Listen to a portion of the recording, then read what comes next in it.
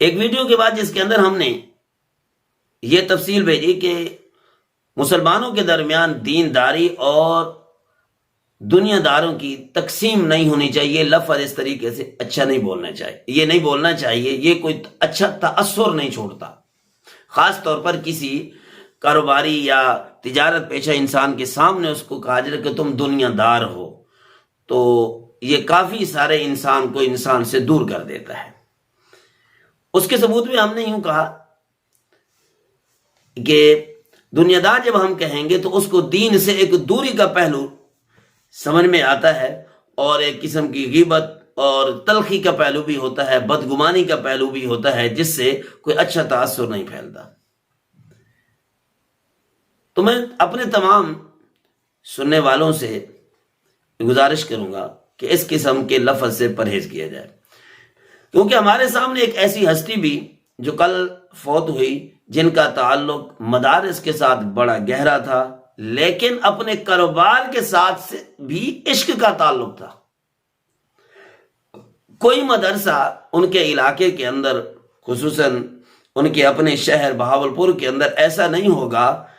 کہ جن کے ساتھ ان کا مالی تعاون نہ ہوتا ہو، اور وہ بھی نہیں جبرن نہیں، کوئی ان سے بٹور لے، کوئی ان کو گھیر کر ان سے پیسے لے، نہیں، وہ اپنی چاہت کے ساتھ لوگ مدارس کی ضروریات کو سمجھتے تھے، مدارس کی ضروریات کو چاہتے تھے کہ میں حل کروں، یہ جا کے بچوں میں پیسوں کی تقسیم کرنا، جا کے ان کے ناشتے کا انتظام کرنا وغیرہ وغیرہ، جو پتہ چل جائے کہ اس پریشانی کے اندر مبتلا ہیں تو ان کا مالی تعاون کر دینا یا ان کو ادھار پیسے دے دینا اور اس مسئلے کو حل کرا دینا، یہ ان کی زندگی کا بہت بڑا یوں سمجھے ایک حصہ تھا۔ چاہت کے ساتھ دینداروں کے ساتھ تعلق رکھنا، تبلیغی جماعت ہو، مدرسے ہوں، اور اسی طرح غریب غربا لوگ ہوں، آج سے نہیں ایک لمبے عرصے سے ان کا یہ تعلق تھا۔ کل وہ ہستی فوت جن کو کہا جائے، جن کا کاروبار تھا داتا سویٹس کے نام کے ساتھ، وہ بہاولپور شہر کے اندر بھی ان کی کافی برانچیں ہیں، بہاولپور شہر سے باہر بھی ان کی کافی برانچیں، لیکن اب ان کا اندرونی کردار سنیں۔ جب ان کے ساتھ ہماری آج تعزیت ملاقات ہوئی ان کے بیٹوں کے ساتھ، تو وہ کہہ رہے تھے کہ روز کا معمول تھا کہ ایک حافظ صاحب آتے تھے، وہ بھی ہمارے مدرسے میں پڑھتے ہیں، مشکات شریف کی موقوف علیہ کی کلاس میں ان کا سبق ہوتا ہے، وہ طالب علم ہیں، 1 سال رہ گیا ان کے عالم بننے میں،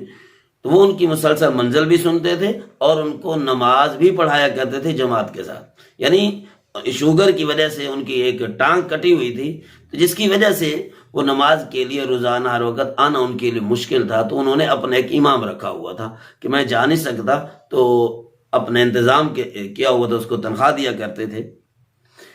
جمعہ کا دن ہے، انہوں نے اپنے معمولات پورے کیے، 2 سپارے منزل سنائی، نماز پڑھی، اور اس کے بعد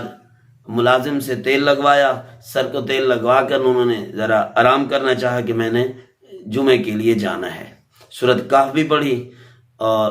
تھوڑا سا سونے لگے کہ میں سو کر اٹھتا ہوں تو پھر ہم جمعہ کے لیے جاتے ہیں۔ ڈرائیور کو کہا بھائی گاڑی تیار کرو، حالانکہ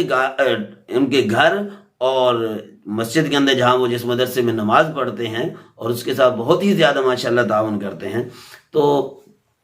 اس کے درمیان یوں سمجھے ایک سائڈ کا فرق ہے، سڑک کے ایک طرف ان کا گھر ہے، دوسری طرف مدرسہ ہے، تھوڑا ترچھا سفر ہو جاتا ہے، یوں سمجھے کہ 3-4 منٹ لگ جائیں، اگر پیدل کا انسان چلنے والا ہو تو اس کے لیے بھی 2-3 منٹ کافی ہیں، تو گاڑی کے لیے تو ویسے موڑ کاٹنے کا جو ٹائم لگے گا، باقی اس کے علاوہ کوئی ٹائم زیادہ نہیں لگتا۔ تو ایک ڈرائیور کو بھی رکھا ہوا تھا اس لیے کہ صرف جمعہ کی نماز مجھے پڑھانے کے لیے وہ لے جائے گا، اس کو تنخواہ دیا کرتے تھے۔ اب دیکھیں بظاہر ان کا کاروبار ہے اور وسیع کاروبار ہے، لیکن جب وہ سوتے ہیں تو اسی حالت کے اندر ان کی روح اللہ کے پاس چلی جاتی ہے، انتقال کر جاتے ہیں، اور ایک وسیع مجمع ان کے جنازے میں شریک ہوتا ہے۔ ٹھنڈ کے موسم میں کافی دیر وہ بیانات بھی سنتا ہے اور کھڑا بھی رہتا ہے، اس کا جنازہ بھی پڑھتا ہے، اور جو لوگ شریک نہیں ہو سکے وہ اپنے اوپر افسوس بھی کرتے ہیں کہ ہم لوگ اس نیک ہستی کے جنازے میں شریک نہیں ہو سکے۔ تو اس سے میری مراد حاجی محمد اسلم صاحب تھے، بہت ہی اللہ والے تھے، بظاہر ان کی شبہ شکل بھی، داڑھی بھی تھی، ٹوپی بھی پہنا کرتے تھے، رومال بھی کبھی باندھ لیا کرتے تھے، لیکن کاروبار ان کا وسیع حد تک تھا۔ اللہ پاک نے ان کو پیسہ بہت کچھ دیا تھا، اور